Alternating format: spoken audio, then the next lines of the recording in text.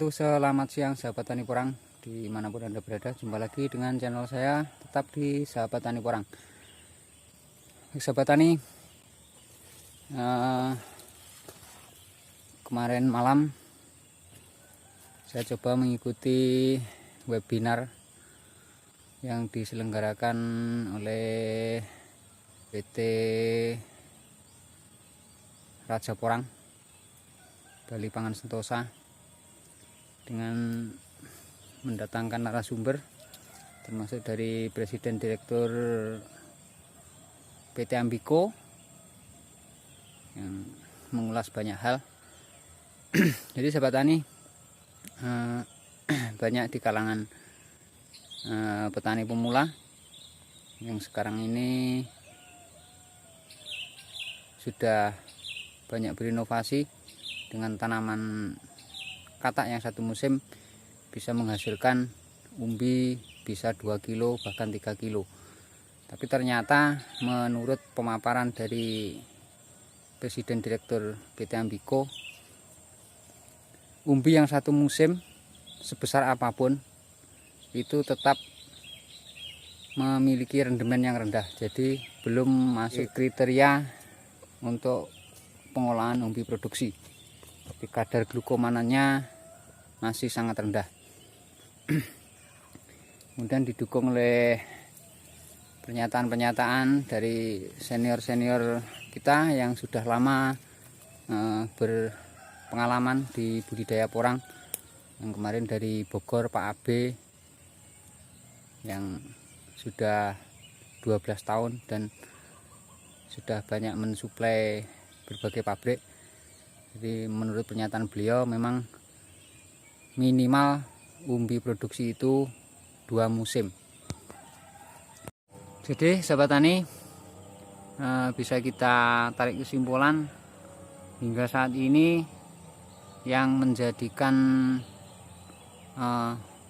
istilahnya patokan atau tolak ukur dari kualitas rendemen atau kadar glukomanan itu adalah usia dari tanaman porang ini.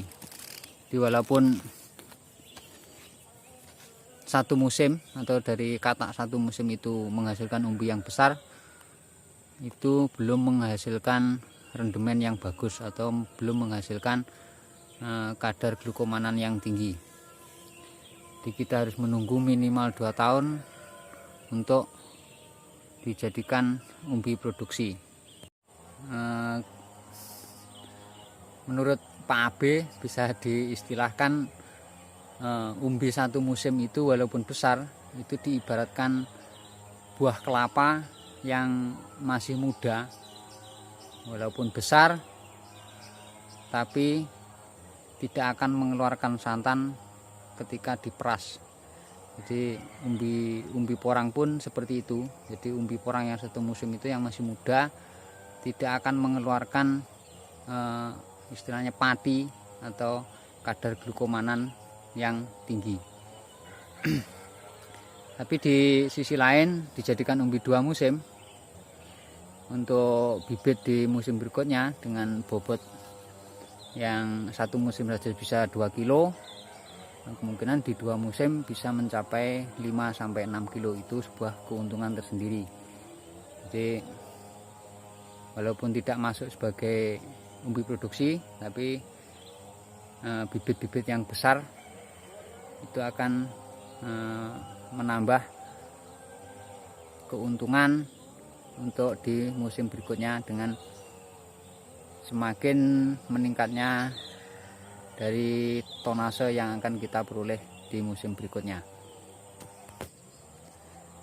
Dan ditambah lagi yang isu-isu selama ini banyak beredar di masyarakat, bahwasanya pemblokiran ekspor porang Indonesia ke Cina itu terkait dengan pemakaian pupuk sintetis. Itu ternyata bohong atau hoax. Jadi dinyatakan oleh Presiden Direktur PT Ambiko bahwasanya yang menjadi penyebab pemblokiran ekspor porang Indonesia ke Cina tahun lalu itu adalah chip porang berjamur dan ditemukan belatung. Jadi ada eksportir yang barangnya yang diekspor ke Cina itu ditemukan chip porang yang berjamur dan terdapat banyak belatung. Nah, akhirnya membuat Cina memblokir ekspor porang dari Indonesia. Dan di webinar di malam Rabu kemarin disinggung pula tentang penggunaan pupuk kimia atau pupuk anorganik itu tidak dipermasalahkan atau diperbolehkan, karena di dalam panduan yang dikeluarkan oleh Balitkabi dan Kementerian Pertanian di poin pemupukan itu dianjurkan memakai pupuk organik dan pupuk anorganik. Di pupuk organiknya menggunakan pupuk kompos yang difermentasi, dan pupuk anorganiknya menggunakan NPK. Penggunaan pupuk NPK atau pupuk anorganiknya itu dalam batas kewajaran, jadi tidak terlalu berlebihan. Jadi dengan saya mengikuti webinar yang diselenggarakan oleh PT Raja Porang Bali Pangan Sentosa, itu menambah wawasan saya dalam pembudidayaan porang yang baik dan benar. Karena itu saya ucapkan terima kasih banyak atas undangan yang diberikan kepada saya. Yang kemarin itu ada sahabat saya yang dari Klangon menawarkan untuk mengikuti seminar di malam Rabu itu. Jadi saya ucapkan terima kasih banyak.